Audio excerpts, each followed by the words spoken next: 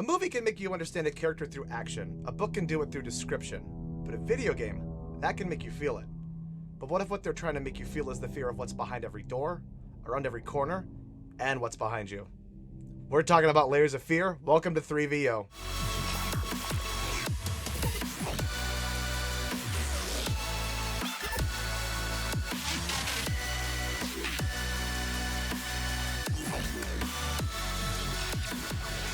What's up, everybody? Welcome to 3VO, where we're all on the same team. I am one of your hosts, Jordan. And I'm your other host, Brenden. And if you're new here, we are just two big old nerds that absolutely love video games and like to talk about what it is about them we think makes them so great. So if you also love video games, then this is the show for you.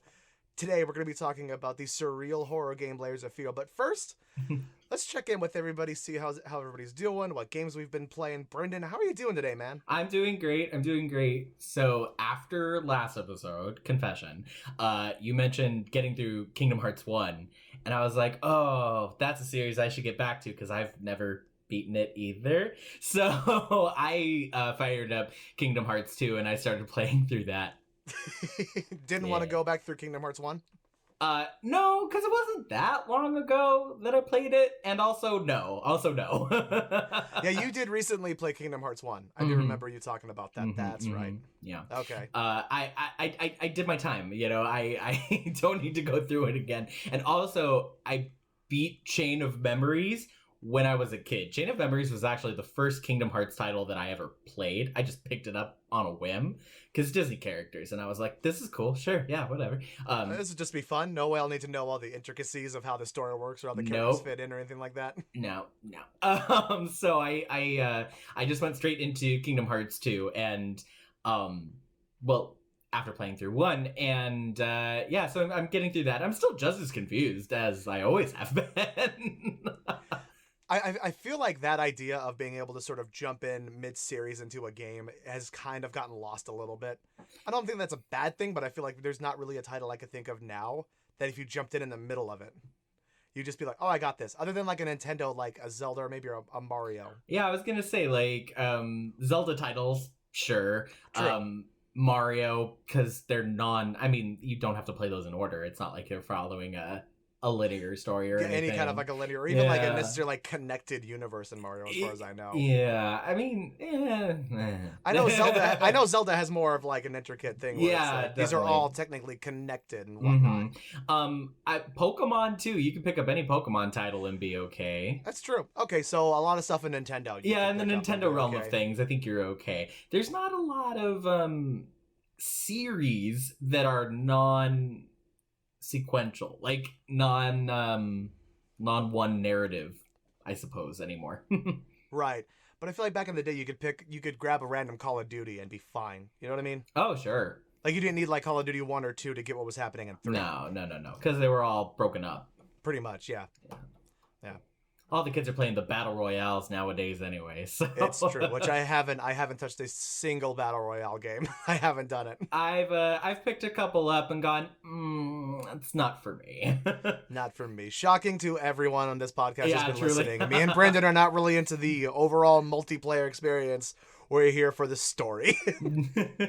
How about you? What are you playing through? So a couple things for me playing right now, actually. I just went back through the first Resident Evil game, the remaster version that I have, which I love.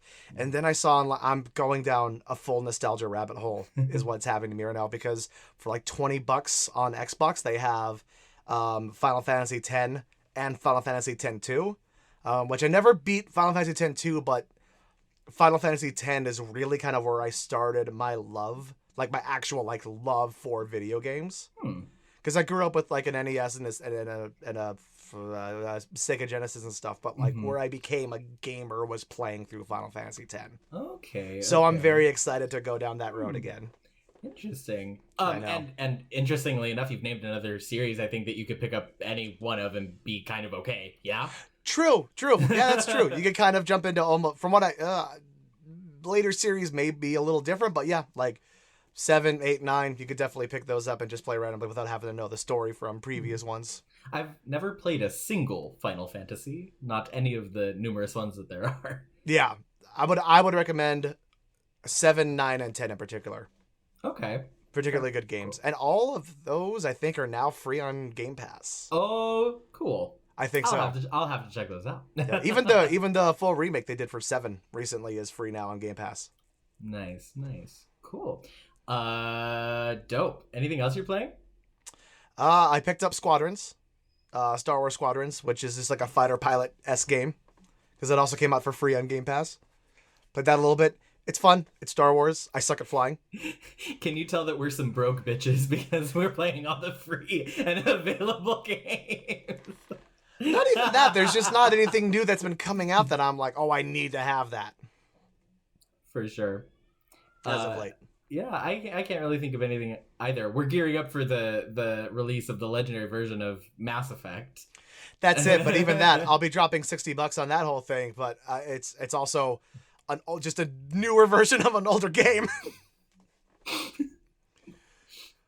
We'll have to find something that is like somewhat new to talk about on this podcast at some point. Whenever you want to talk about Phoenix, Immortals: Phoenix Rising, I'm there. That came out in October. Oh, I thought you were gonna say Phoenix Wright, which is also an older game. I'll also talk about Phoenix Wright Ace Attorney. Absolutely. We need to do an episode on Phoenix Wright. I love those games. I am definitely a Phoenix Wright stan. I'm here for that, but yes, not where I was going.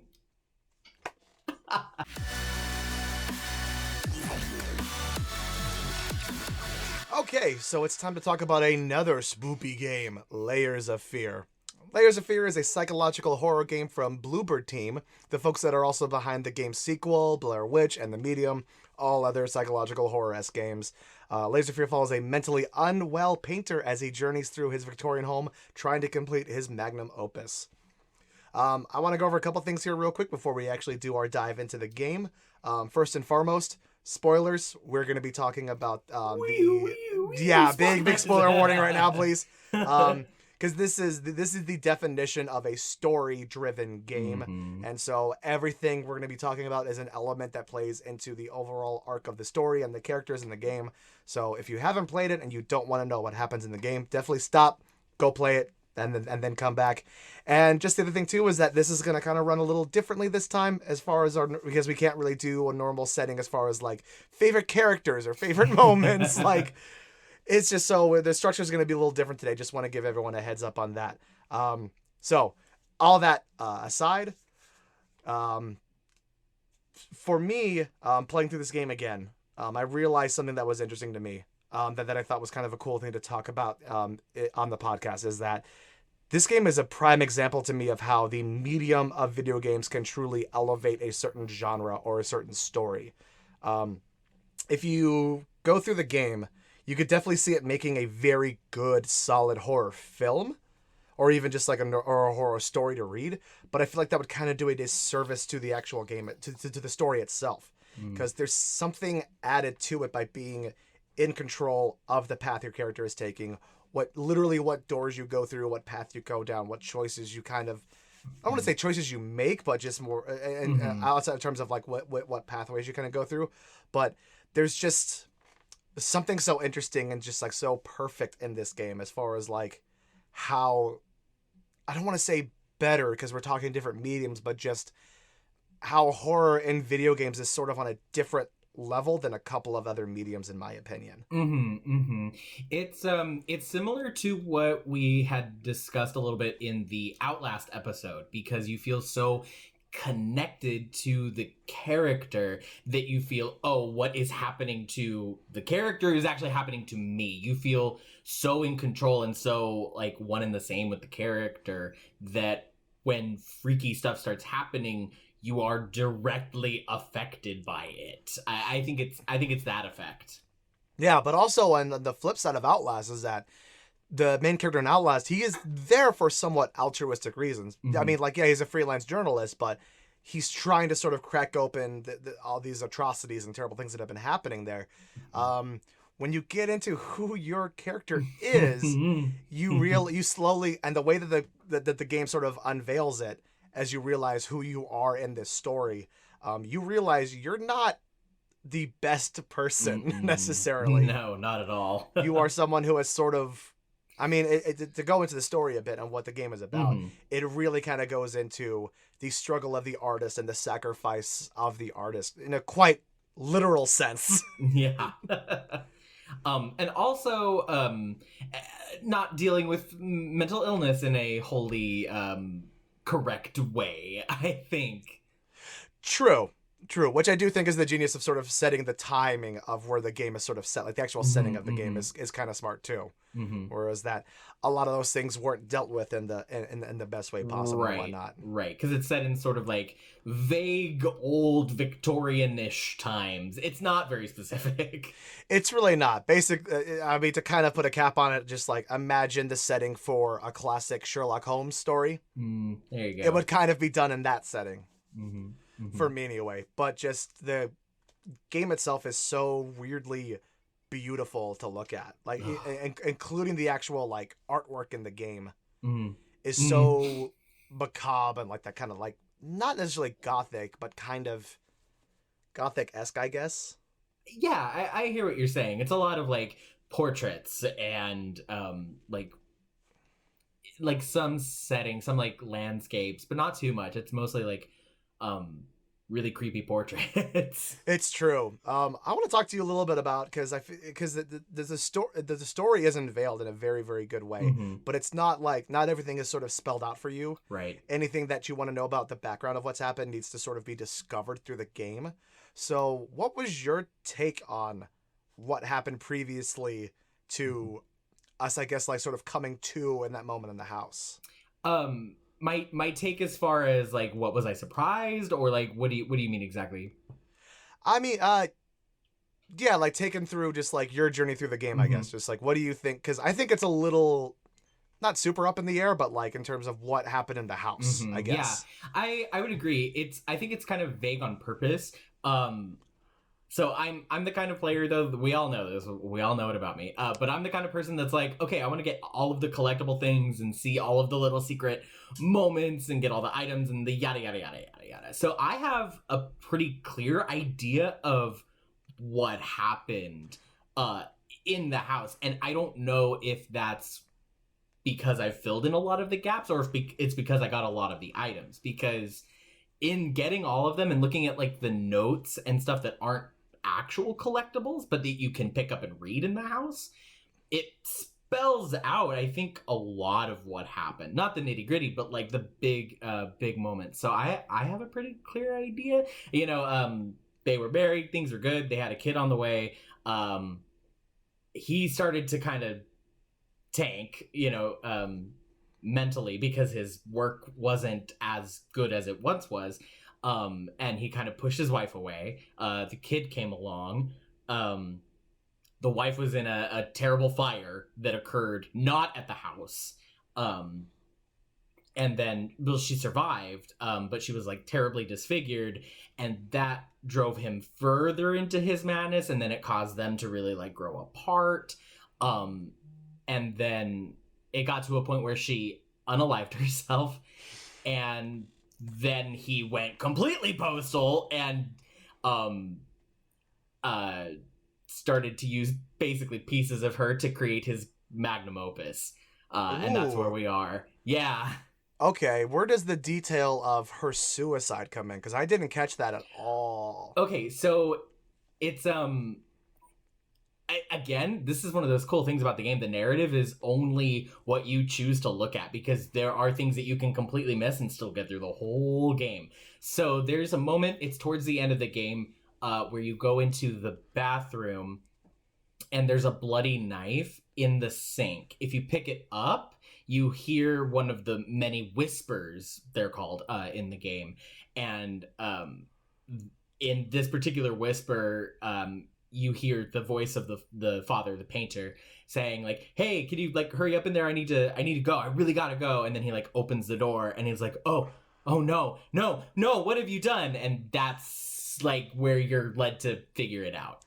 You're right. Okay. I think at that point I had decided through like, because of, let's talk about the painting, the actual painting that you're your magnum opus for a second here. So throughout the game, you're collecting very grotesque pieces that you can put together are your now deceased wife, in order to use them to put together this supposed to be your grand masterpiece as this artist. It's I don't have the list in front of me, unfortunately, but it's like you take her. It's an eye. It's a bit of her hair. It's a vial of her blood. Her skin. Her skin. That for some reason that one is the one. The skin, because the skin is used for the canvas. Is what the idea is, right? I don't know why that's the one, because there's her eyeball is involved too, but for some reason the skin being just the idea of it being stretched out and used for a canvas is the one that just like really gives me the heebie-jeebies. Yeah, no, I don't like it. Bone too. There's a bone is used. I don't remember what the bone is used for. He describes getting the bone and then grinding it down and mixing it with paint to create like a primer. That's right, which is actually how we used to use bone, like back in like the caveman days. That was used as like the actual like primer for paint. Yeah, so the more you know. So that would actually make sense. You're right, though. I can't believe I didn't. I also had that moment too, because I feel like we're going to talk about this. That there's some moments that you can kind of catch and have happen to you depending on which way you go and what happens to you. Because there was some stuff in this playthrough that I didn't have happen to me before. The first time I played it, and then when I've watched like other playthroughs of people playing the game and stuff like that. That was interesting. But yeah, you're right. She obviously killed herself. Yeah. My assumption up until that point had been that he killed her to create his painting. Yeah, and I think it's kind of left. I think that revelation's kind of left towards the end of the game on purpose, so that you do kind of have that doubt of like, who am I? What am I doing? You know, I'm picking up all of these like, you know, sick, you know, pieces of human to create a painting. Who the fuck am I? And then you find out that she actually did it. And it still doesn't make you feel any better, because you're like, well, I kind of had a hand in this. Like, I feel like like she was driven to this by the circumstances. You kind of pushed her in that direction a bit. Yeah. Which is, again, to kind of circle back to that point earlier about how you're not exactly in the headspace of a person with the best motives, or just like the best motives in the game. But I think, again, there's something interesting to the use of video games as a medium for this, because there's a feeling of like kind of being trapped in there as well, because then it's like, it's in order to, because you have that idea of a gamer that's like, I need to finish this game, and sort of making somebody do that regardless of what the character's motivations are is really, really interesting to me, because you figure it out pretty quickly in the game of just like who you are, what you're trying to do, and you're just like, okay, this is gross and fucked up, but I want achievements, so let's go. Like, pretty much. Yeah. And it's strange. Like kind of how you said at the beginning, how it would make a good movie. I think it could, but it wouldn't have the same effect. Just like you said, you can't tell this story this exact way except as a video game. And it's interesting you bring up the point about finishing it, because as a gamer you are kind of compelled to like finish the thing that you started out, and that's one of the like motifs that keeps being brought up throughout the game is the idea of like, I've got to finish it. And he even, I think the painter even says at one point something to the effect of, well, I got this far, like I'm not gonna stop now. You know, I can't. Yeah, there is something there to that. Yeah. And it's just like there's all these little things, like I was fascinated by the little quotes that you would just kind of find like scrawled on the walls or above the door whenever you leave the painting room. Like, one of the first ones I caught is, "Get it right this time." Yeah. Going in circles. There's a lot of that kind of stuff that I thought was just like super cool, because the game literally has you going in circles at multiple points. And those are the most maddening points in the game, because it gets you to that point where as a player you're like, am I doing this right? Am I stuck in a loop? Do I need to do something different? What is going on? I can't get it right. You know, the part with the if you had it, and I'm pretty sure this is one that kind of happens for almost everybody, the part with the phone where you keep seeing the phone drop, and then you end up on the top level and you watch it coming back up. Just the circles. I went and just going like, do I answer it? Do I go back downstairs? I can't go back downstairs. What do you want me to do, game? And kind of that extra level too, where it's like changing. Yeah.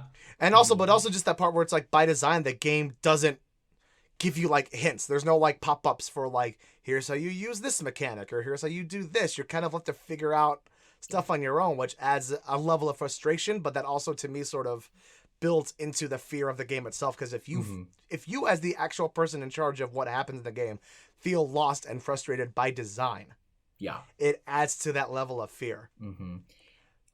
It's similar to those moments that are sprinkled throughout the game where you like are kind of driven to go like up to something and look at something closely, and then nothing happens, so you're like, okay, I guess I'll turn around. The first couple of times, so you turn around, and then everything behind you is different. You're like, nah, or there'll be something like this close to you. And then you get really scared every time that happens, and you get jumpy. It's so good. There is something to being in a room and thinking you know where everything sits in that room, and then turning around and finding everything has shifted or warped or something. The fact that this game got me to turn around, to go from turning around very quickly to literally taking my turns like this, so slow. Yes. To just because I was just like so terrified of what I was gonna see, because it was either just the feeling of sometimes you would be in a different room altogether. Yes. Yeah. Sometimes things would just move, and sometimes there would just be something like. At one point, I got terrified by a stack of, like, books that then fell over in front of me because they weren't like that before, but then they fucking poltergeisted me, and they were all stacked up, and they all fell over when I turned on. I was like, what the fuck is happening now? Yeah, no, I hate this. It's one of those things that it's like, from the outside, it's so fun, because, like, you and me especially, we like being scared, you know, and we like those moments, but there's something so effective about the way that Layers of Fear does it. It makes you, it's not, I mean, not to like harp on the Outlast episode that we did again, but you should go watch it if you haven't. But like it's that same thing in Outlast where you get taught to go through the like tiny little like the when you shimmy through, and the first time it's fine and you're like, cool, I know how to shimmy through like tight spaces, but then the second time you get got by the bad guy and you get tossed, and then you're jumpy about it for the rest of the game. It's the same thing with Layers of Fear. You start to fear like opening doors. You start to fear turning around. You start to fear looking at paintings too closely. Like there's so like it's like traumatic as a video game player. And it fucks with you all the way through. Like to sort of talk about like towards the end, after you get at least for me, again, I don't know if it was different, but when I got the final piece, when I went back to the room with the actual painting in it, I stepped through, and then all of a sudden it all broke apart, and I was in a totally different area. Yeah. So it set up that feeling of like, okay, here is safe. Like when you get back into this room, you're good. Don't worry about anything else. Yeah. And then the moment I stepped in, I was like, all right, let's finish this shit up. And went, I was like, oh, fuck, right, I forgot about that. Yeah, it establishes rules, you know, or like patterns that you learn to recognize, and then it breaks them on purpose. It's quite intelligent design. Oh my god. And again, just like little things like the use of like normally things that would be something that would be a rule in a video game. Like I walked into a room at one point, and above the wall that it had said, don't turn around. Which has always kind of been a guiding factor for like, especially with something like this, or like very sort of like PT-esque, where it's like, okay, if you hear the noise of your, because you're part of the thing too is like in certain areas, I guess the ghost of your wife, they don't directly say it, but most likely it's the ghost of your wife is sort of following you and can actually like grab you and essentially kill you. Yeah. Because I got an achievement, just like faced death for the first time, and I was like, oh, okay. Yeah. But it said, don't turn around, and as I was thinking, oh, just don't turn around, I'll be fine. All of a sudden, she was here. Did you like in front of me? Did you pause? Did you like stay still for too long? No, I had stopped to read the thing for 2 seconds. For 2 seconds. It did not take long. Too long. And all of a sudden, bam, she was fucking right there. And I was just like, ah! There's an achievement for not turning around and not getting got. If in that specific room, I know for sure. Mm-hmm. Yeah, but I didn't turn around. I didn't move. But you got. I got. No, I understand. I recognize that fact, Brenden. That was abundantly clear to me. No, but yeah, no. If you advance through that room without looking back and get through the next door, there's an achievement for heeding the advice. Oh, okay. Yeah. So if I just blasted through and went through the door, Yeah. it probably would have been. Okay, Yeah. gotcha. Well, here's the fucked up thing. Because I was doing it for a podcast, I was taking notes. So whenever I saw something, I wanted to try to write it down. So I stopped. You fool. Like a moron, apparently. That's funny. But it's just perfect. It's another example to me of just like, it is this to me in any point of horror, to which I will just to kind of throw out my credentials here a little bit, I guess. I am definitely a horror junkie. Like, however I can absorb any kind of horror through video games, through movies, TV. I have 2 different podcasts that are horror podcasts I'm listening to right now that are creeping me the fuck out too, which probably didn't help me get through the game at all. I just realized that was a mistake to be doing that simultaneously. But just to kind of put out there, when I say that this is a scary fucking game, like, it is not coming from somebody who is unfamiliar with the genre. But yeah, just the thing too of just like that point of just like, it is almost at a point to me where it almost does its job too well. Because it's, well, I'm glad I played it again. I love the game. It's such a great example of horror. I'm not like excited to play it again.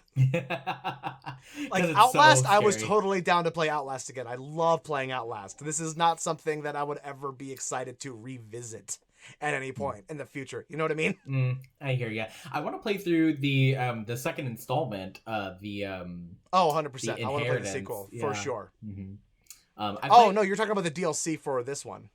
Oh yeah. Yeah. Because it's from the daughter's perspective.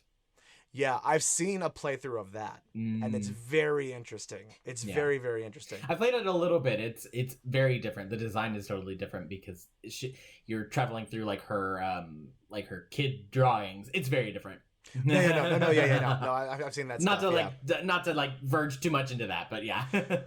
No, I gotcha. I have a question, because there's something that popped up for me this time that I hadn't had any other time before. Did you get any sort of like hints towards something being a bit more purely ritualistic in like a more traditional, like demonic sort of satanic sense? Oh, like there was like some ulterior motive to like what the artist was doing? There was one thing that flashed on me very, very quickly. It was a painting I walked up to that was just sort of like a setting of like people. If I remember right, it was just sort of like people kind of like standing in like an area together. And then when I walked up, it did that like that really cool bleeding effect that it has throughout the game. Mm-hmm. And then it shifted into to where there was like someone with a goat with like a goat head to it. And there was like sort of like pentagramish stuff around it, and there were people standing in a circle in like a worshiping sense. You didn't get anything like that? I did not. It only happened once. Interesting. It only happened once to me, and I was just like, and I kind of had this idea of just like, oh, that's an interesting take on the story, that this dude either intentionally or unintentionally stumbled his way into a sort of like satanic ritual thing, and that's why he's sort of stuck in this hell loop in a sense. You know what I mean? And it's so interesting that you bring that up, because now I'm kind of connecting some dots to some other things, and I'm maybe thinking because, and I'll tell you why. So the section where you're going through like the hall with all of the like dolls on the shelves and like the little doll houses, and there's the like doll that's like running around and chasing you and stuff. If you look up over a lot of the doorways in that area, there's like freaky like antlered like heads and like baby dolls like skewered kind of onto them, and their eyes there's are a glowing. Bunch of that stuff in the game. Yeah. And there's also the Ouija board that is towards the end of the game. Yeah. I actually did that for the first time, because you could actually skip that and just keep going through a different room for the most part, from what I know. But I actually sat and like figured out how to make that work and shit like that for the first time. So did you? Because there's a number code you have to put in. Yeah.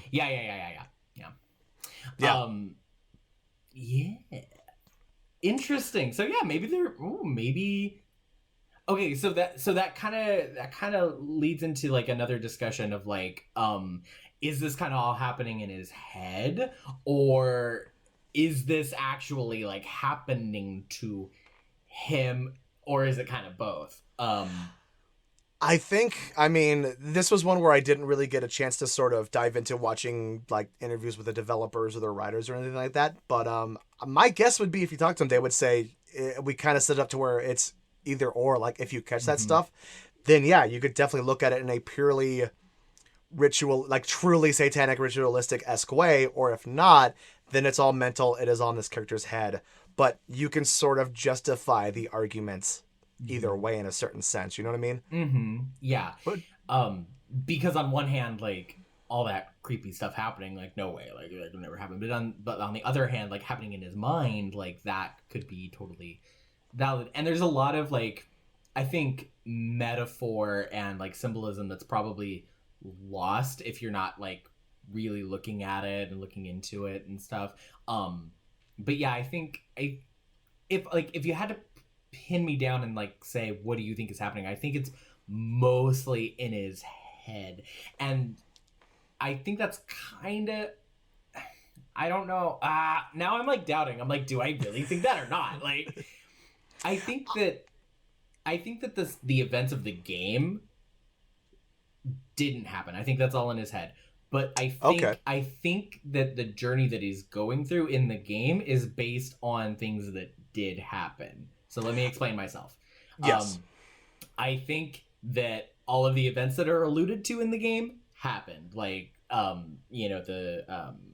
fire and his wife and the daughter and the suicide and all of that. I think, sure, that all happened. I also think that he probably took pieces of her and made his, like, magnum opus.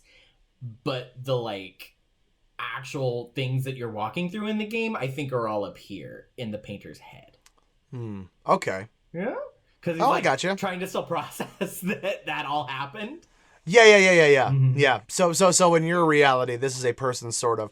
Well, and there's also allusions to, if you pick certain notes allude to that someone in the house, most likely your character has been showing signs of schizophrenia. So there is definitely an argument to be made that you are someone just sort of walking through the shambles of your home, experiencing these, like, traumatic events, kind of being lived through hallucinations and stuff around you.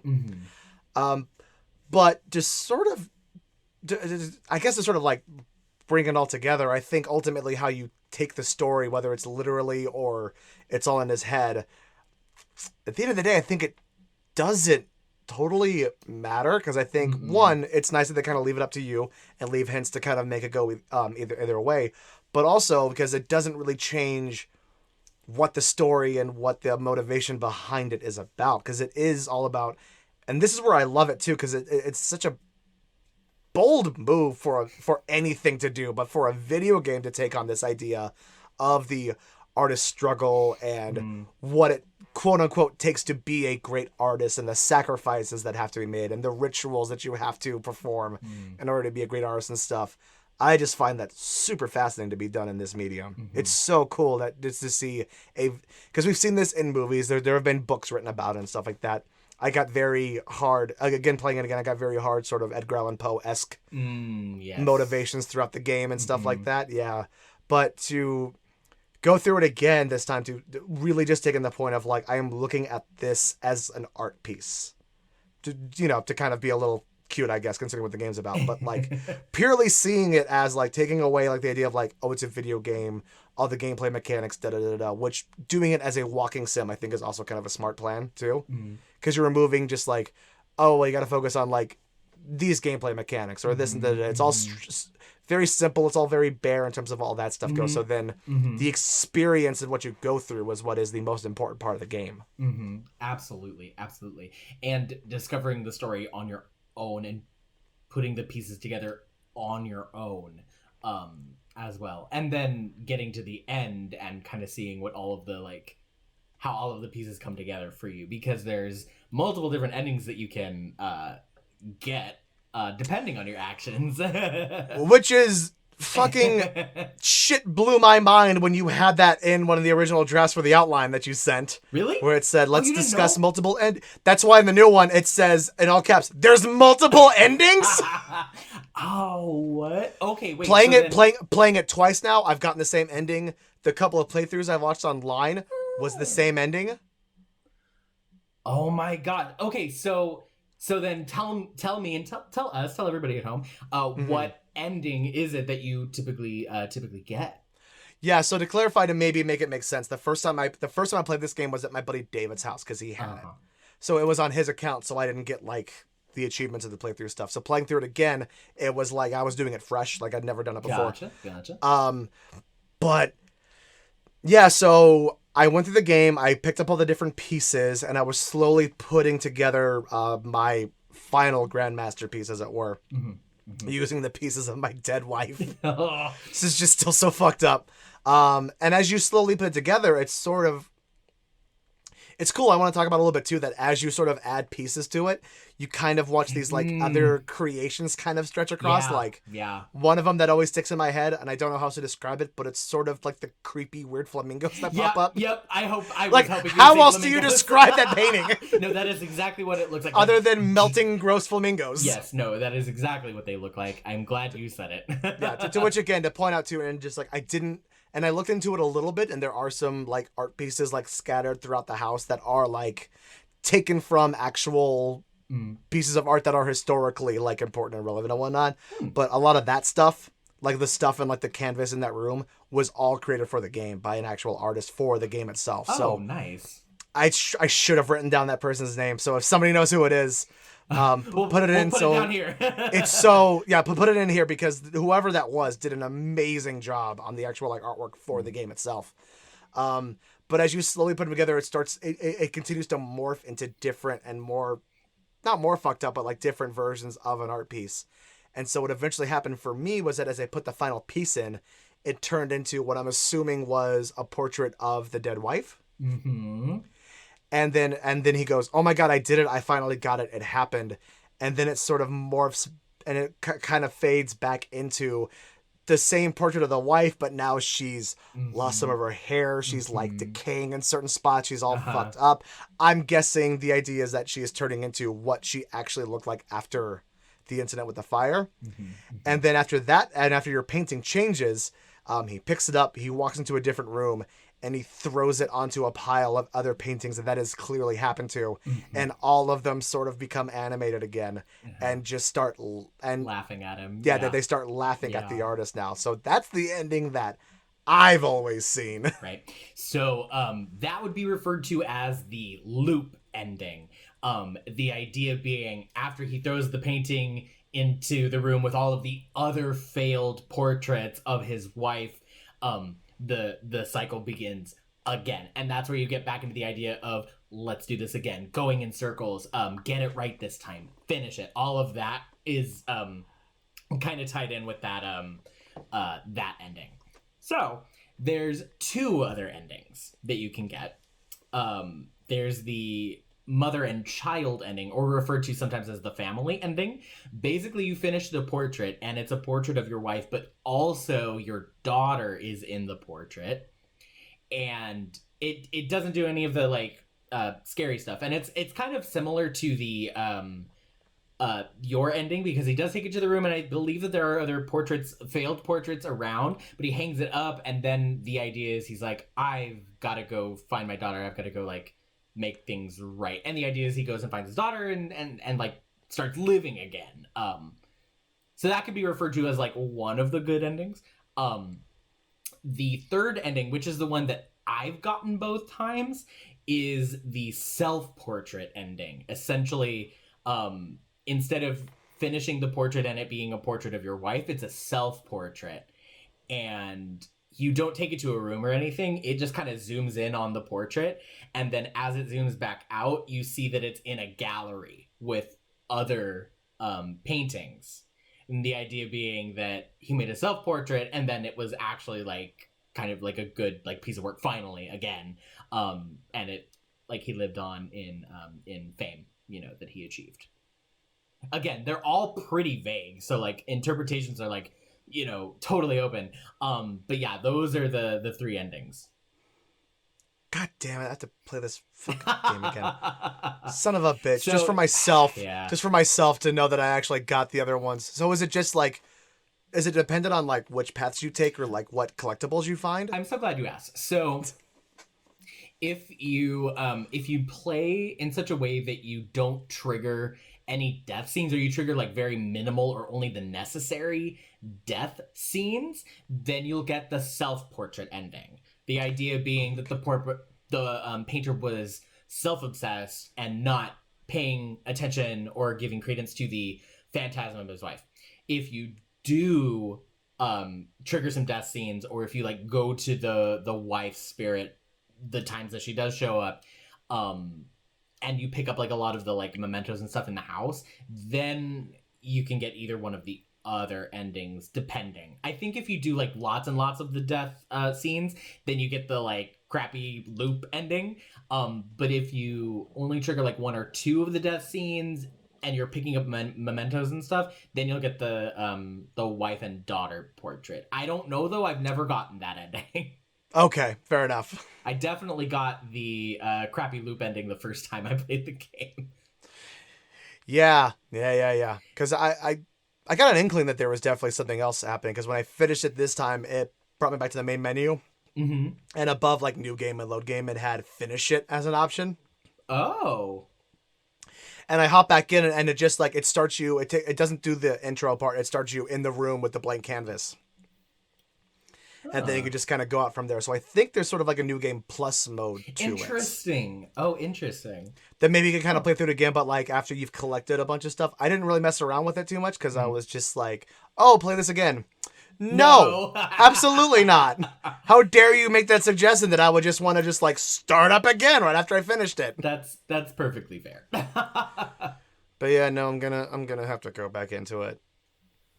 Although maybe now I won't be as terrifying. Yeah. Although that's what I thought playing through it again this time, because I was like, I've already played it once and I've seen other people play it, and I was still scared to death of my own fucking shadow for a long time. There's so many jump scares, and you get so a lot of it is the fear of the unknown.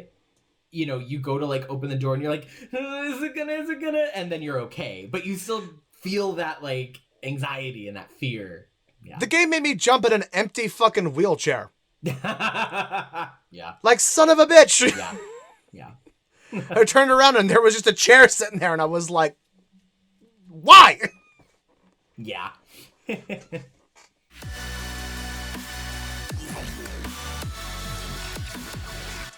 All right, now that we've spent all this time talking about how the game developers work so hard to scare the literal shit out of us, Brenden has also been working very hard to make sure this game is not as scary as it once was. We've got another round of Mad Libs coming up. Brenden, what have you prepped for us today, sir? Yeah, so I just had another couple of Mad Libs based on some of the different notes and whispers that you can find throughout Layers of Fear. It was so fun with Outlast to take some of that creepy stuff and make it funny. So I thought we could do it again with Layers of Fear, since it was such a good time last time. So I'll go first. Everybody knows how this works. So are you ready? I am set. Let's do this. All right, cool. Let's start with a noun.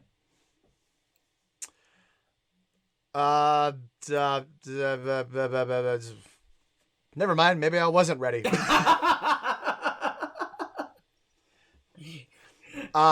Mickey Mouse. Okay. Starting strong. I love it. Let's get an adjective. Squishy. I need a verb. Tickle. How about a plural noun? Cats. Another adjective. Barfy. Barfy? Okay. I'm just making sure that I heard it right. Yep, you did. Okay, great. Another adjective. Soft. Love it. Another noun. The Chrysler Building. Or if that's too specific, just building. No, it's the Chrysler Building. Okay. And then another noun. Ferret. Another noun. McDonald's. And a verb that ends in ed. That ends in ed? Yeah. Jumbled. Okay. Perfect. Okay, so I'm going to read the original first and then see our creation. So, Excellent. life can create things of exquisite beauty, but it can also twist them into hideous things. Selfish, violent, grotesque, monstrous. It hurts me to say that your father has turned into one such monster, and I'm afraid the disease that afflicted his mind has taken hold of me as well. This is, of course, a note that the mother wrote to her daughter. Our creation is Mickey Mouse can create things of squishy beauty, but it can also tickle them into hideous cats. Selfish, barfy, grotesque, soft. It hurts me to say that your Chrysler building has turned into one such ferret, and I'm afraid the McDonald's that jumbled his mind has taken hold of me as well. What is it? It was tickled into cats or something like that? Yep. Tickled them into cats. Tickled them into cats is a Fall Out Boy song. I will. Love it. Oh, God, that's incredible. Why is this so simple but so good? So good. Because Mad Libs are just good, man. It's true. All right, so my turn, yes? Yeah. All right. You have to bear with me a little bit on this because I'm doing it on my laptop typing? as well. Okay. Sorry, yeah. All right, so we need a verb. Hum. I like it. Need another verb. I'm trying to think of ones I didn't use in Outlast. They're all coming to mind. I don't remember anything I said in Outlast. Wash.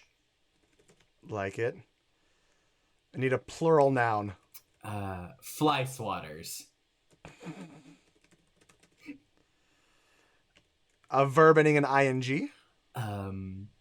Boinking.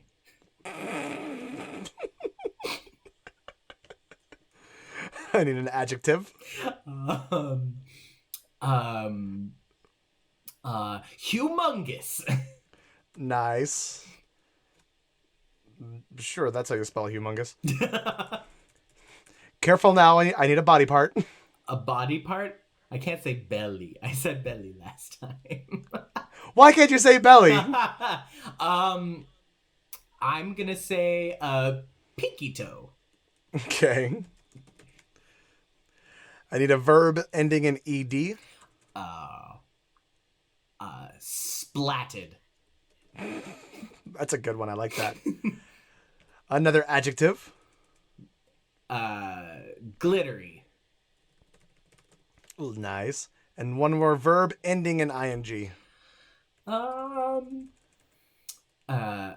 Sautéing.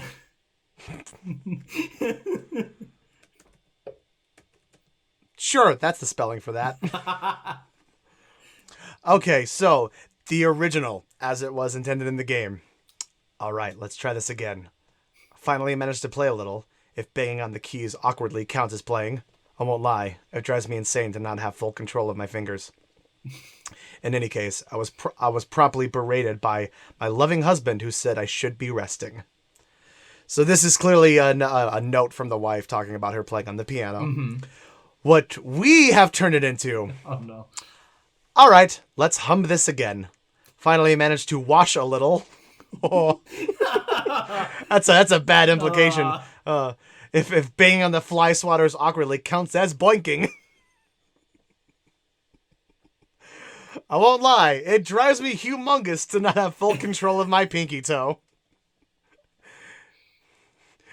In any case, I was promptly splatted by my glittery husband who said I should be sautéing.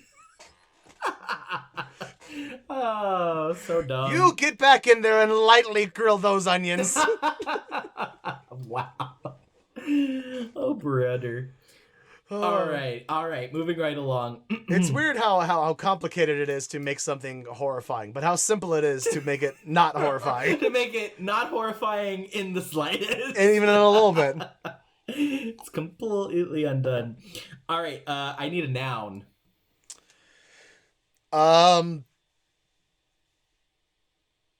Senator John Kerry.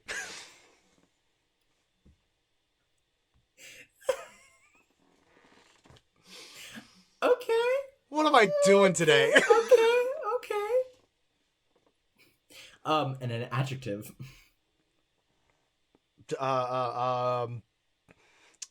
Puffy. Okay. A liquid. Coca-Cola. Or soda. We can do Coca-Cola. Okay, sorry. Yeah, it's Coca-Cola now. A body part. Elbow.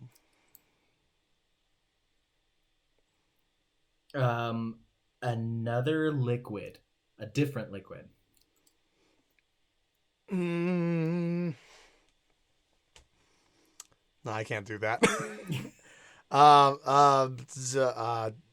The Kool-Aid. Listen, I was just gonna say the blue liquid they used in like Tampax commercials.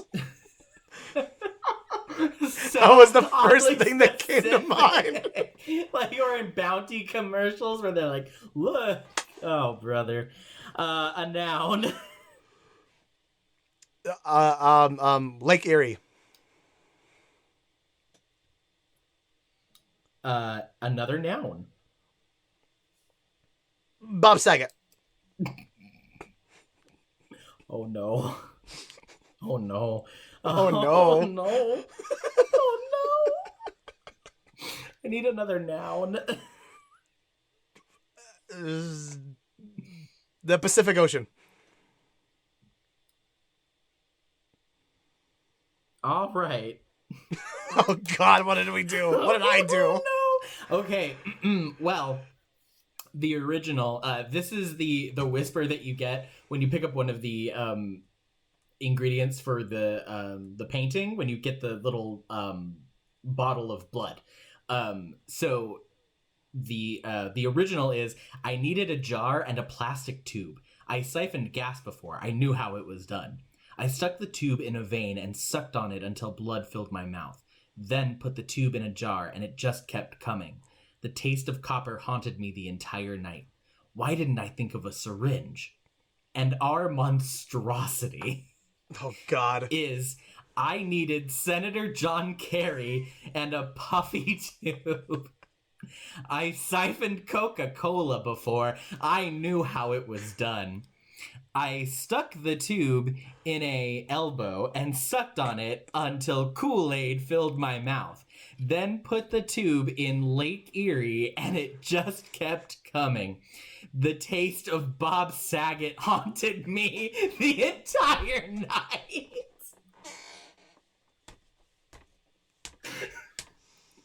Why didn't I think of a Pacific Ocean?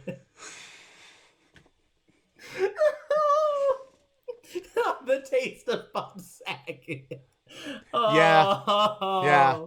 Again, I love that Fall Out Boy song. Oh no. All right, so that's all the time that we have to talk about this today. What did you guys think of Layers of Fear? What ending did you get, and how did you decide to interpret the artist's journey throughout the game? And is there anything else from the Blooper team that we should play? Should we give Blair Witch another chance? Should we play through the medium? Let us know.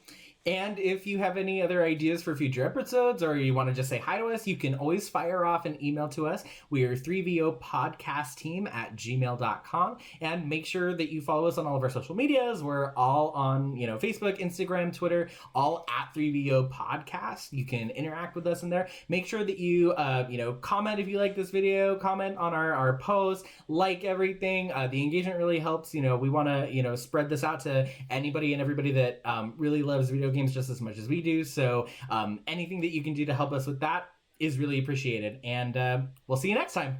Bye. Bye.